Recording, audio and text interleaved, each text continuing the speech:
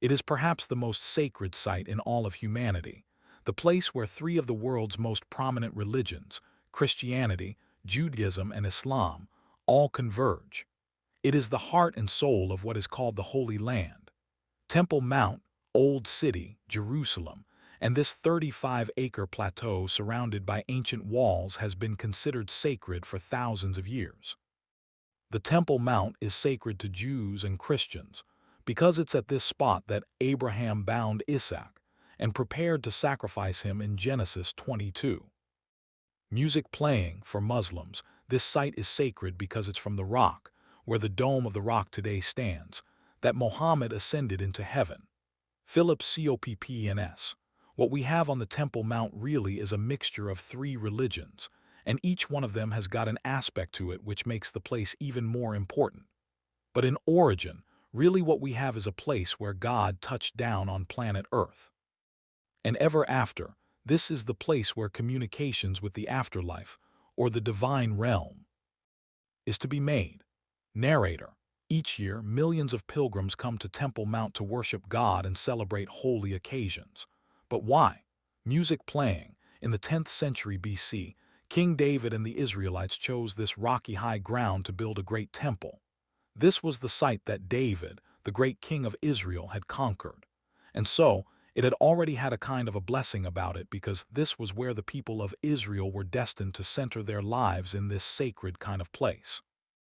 Michael Coogn. According to the Bible, King David, who had just made Jerusalem his capital, wanted to build in it a house for the Lord, but for reasons that aren't entirely clear, he didn't do so. And it was his son, Solomon, who built the first Jewish temple. Music playing narrator. Completed in 957 BC by David's son, King Solomon, the temple was said to house the Ark of the Covenant. Music playing, the sacred chest believed to have contained the stone tablets on which the Ten Commandments were written. But according to many ancient astronaut theorists, the Ark also may have contained a power source of extraterrestrial origin. In the Bible, you read about the Ark of the Covenant. Moses was ordered to go to the holy mountain, and the Lord gave Moses instruction to construct the Ark of the Covenant. As we know later, the Ark of the Covenant was something very, very dangerous. Music playing, Solomon installed it in the temple, and it served as the focal point of the temple in its innermost room, the Holy of Holies, into which only the chief priest, the high priest, could go. Music playing, it's in his innermost sanctum, the Holy of Holies, where God was viewed as resident. So in a sense, the Ark of the Covenant was God's throne in the Holy of Holies, and the place where God reigned from Jerusalem. Narrator. According to the Talmud, a central text of Judaism, King Solomon possessed a magic ring with a special symbol called the Seal of Solomon, today known as the Star of David. Marvin, Meyr. This special ring would allow him to accomplish things beyond what mortals could usually accomplish. And part of what he could do with that ring with a seal on it was control the demons. And that gave him a kind of power and an ability in the construction of that temple that others would never have had. Music playing narrator. According to Islamic text, King Solomon also had a magic carpet of green silk, sufficient for his throne and all his forces to stand on. Now, magic carpets, do they exist? Of course not. So what was it that our ancestors tried to describe in those stories? So where was he getting these strange powers? Was he really in contact with extraterrestrials who had literally given him a spacecraft to fly around in? Music playing narrator. After studying the intricate geometry and design of Solomon's temple, even Sir Isaac Newton questioned if the king built the temple with secret knowledge. It was very highly advanced architecturally, catching certain kinds of light, being very precise in its astronomical alignment. And the question for modern scholars and architects is, what was the level of technology available to King Solomon that allowed him to design and lay out the temple according to these principles? Marvin Meyr. There's a text, as a matter of fact, called the Testament of Solomon that suggests that Solomon didn't only use mortal builders and architects, but he brought in demons. He forced them to do some of the labor because demons are especially strong. Narrator. Might an advanced energy source within the Ark of the Covenant have allowed King Solomon to wield immense power? Lake Guatavita, Colombia. Believed to be the site of an ancient meteor crater, this circular-shaped mountain lake is at the center of one of mankind's greatest searches, the search for El Dorado, the lost city of gold. Since the 16th century, El Dorado has been the holy grail for fortune hunters. Legends abound about a place full of untold riches somewhere in South America. Yet to this day, the mythical city remains undiscovered. But if such a magnificent place does exist, how has it eluded explorers for centuries?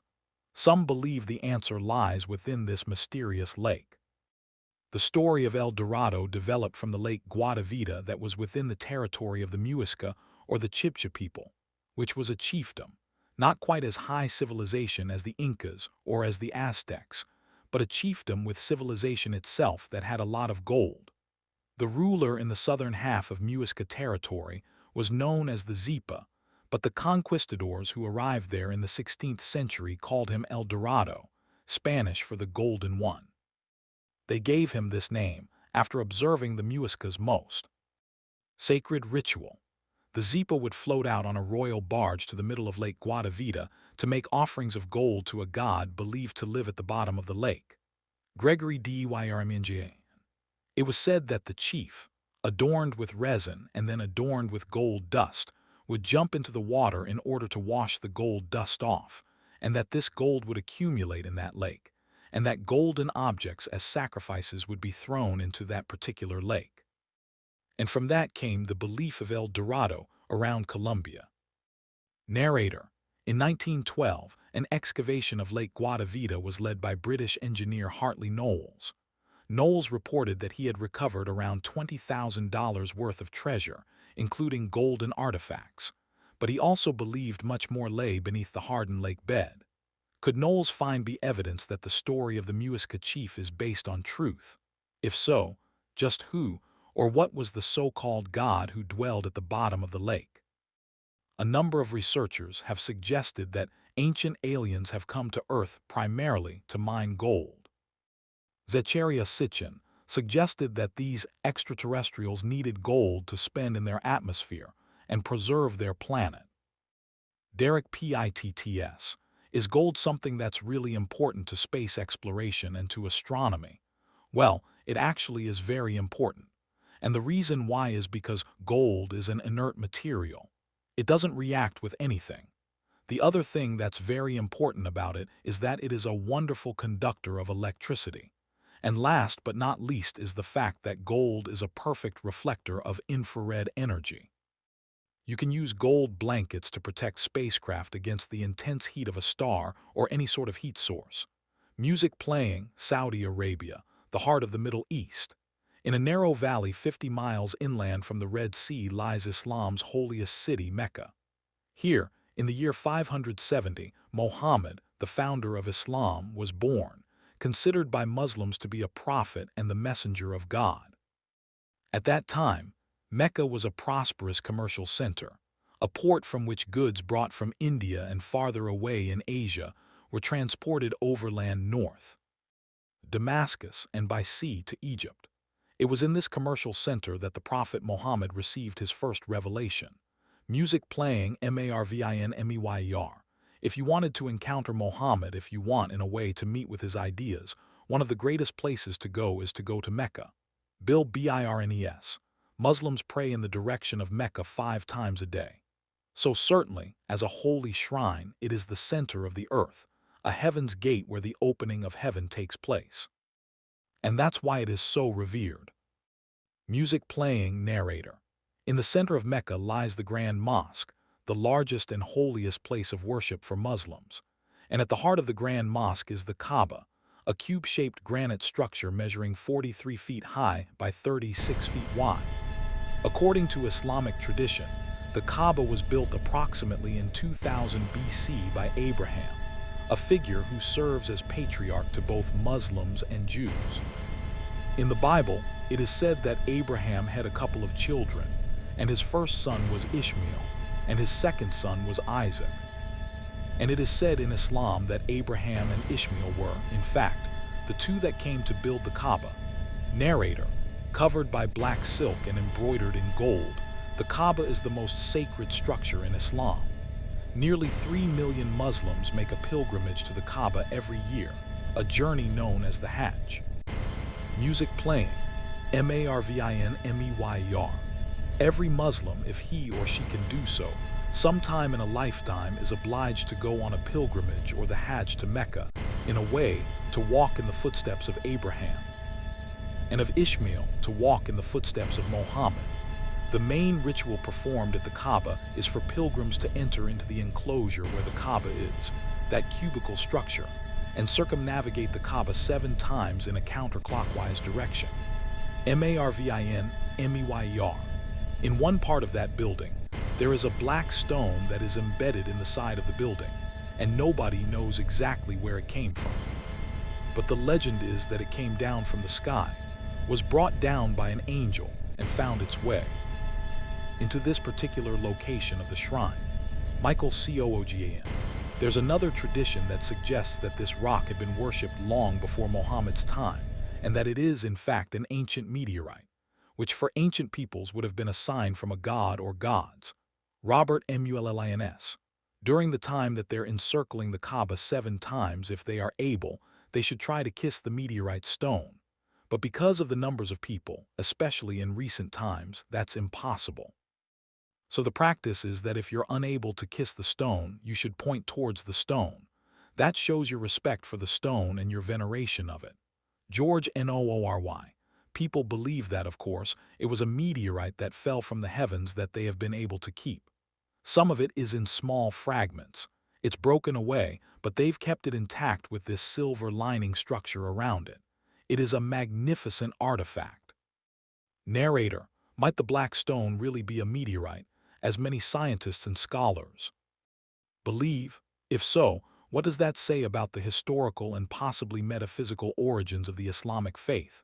It's kind of strange, really, that the Muslims are all praying towards Mecca and to this black stone that's there. There are stories that the Kaaba and Mecca's is radiating some kind of energy. It energizes people. It increases their spirituality and health. Perhaps it's coming from this meteorite, this black stone of extraterrestrial origin. Narrator, today, because of its intense spiritual significance. In the Islamic world, any forensic examination of the black stone is strictly forbidden. As far as Muslims are concerned, the black stone simply descended from paradise. Erichvondanik. Archangel Michael descended from the sky, and Michael gave Abraham an information in a written form, and this information was sealed into a stone, and this stone is today's Kaaba. It is said it is a stone from heaven. Music playing, narrator, Bethlehem. The Church of the Nativity, built around 330 AD by the first Christian Roman Emperor Constantine, is one of the oldest continuously operating churches in the world, having survived invasions, regime changes, fires, and earthquakes. Many claim that the church is protected by a higher power because it sits above a cave that some Bible scholars believe to be the true birthplace of Jesus Christ. Michael Gervers. There are many books about the story of Christ's life, Jesus' life, which never made it their way into the Bible. And one of them was called the Protovangelium of James. And in that story, Joseph and Mary are approaching Bethlehem. And Mary says, "I'm going to give birth." And he thinks for a minute. He says, "I know a cave near here." And they're met at the entrance to the cave by a brilliant light. And when the light dissipates, there's Mary holding Christ in her arms. And if you look at Byzantine painting, the Nativity is always represented in a cave. Narrator, according to the Gospel of Luke, Mary gives birth and places the baby Jesus in a manger. But no actual location for the Nativity is given. Going back to the 3rd century, they started this idea that he was actually born in a cave. But then they also described the tomb of resurrection as a cave. It's a simple hollowed-out room that had the circular stone at the entrance way. There does seem to be a mystical environment here. This idea of a cave being a place where someone who is of divinity comes and someone who is divinity leaves. So it's almost as if passages are happening in caves. Narrator, Is there some significance to the fact that both Jesus' birthplace and resurrection may have occurred inside caves? Some ancient astronaut theorists say yes, and claim there may even be physical evidence that what happened within these caves was something other than miraculous. The Shroud of Turin is certainly the most important relic of the resurrection. This extraordinary imprint of the crucified body on this cloth that no one ever been able to accurately explain or reproduce. Jesus was in the tomb. And some believe there was an intense burst of energy which created what we now call the Shroud of Turin. That's a form of radiation, which was very intense and powerful. Kathleen, Mcgowan, Coppns. We know with 21st century technology that the Shroud of Turin is a 1st century garment. And we know beyond a shadow of a doubt that it could not have been painted or any way created. So the Shroud of Turin gives us this exceptional piece of evidence that something powerful happened in that tomb. Michael Mott, and when people came to see him the next day to view his body, he was gone. Two shining beings, non-human beings, met these two witnesses outside the tomb and informed them that Christ had risen and that he had departed. William Henry, it's possible that that cave was acting as sort of a gateway or a portal, because in many of these stories, the caves link earth and heaven. Narrator, could the Shroud of Turin really be evidence that something of a technological as well as a spiritual nature took place in the cave, where many believe Jesus was resurrected? Reports of humans encountering the divine in or near caves come from all corners of the globe, going back thousands of years. Michael Carter, we look at the Prophet Muhammad at Mount Hira. He's in a mountain in a cave. He's praying and meditating. He hears the voice of Gabriel, Iqra, Iqra, which means to recite, recite. And so he recites the Quran. According to the Hebrew tradition, Prophet Elijah, who existed around 9 BCE, lived in a cave. According to Greek mythology, Zeus was born in a cave. And caves are often understood in religious traditions to be gateways to the underworld. So caves are worshipped throughout the Mediterranean, usually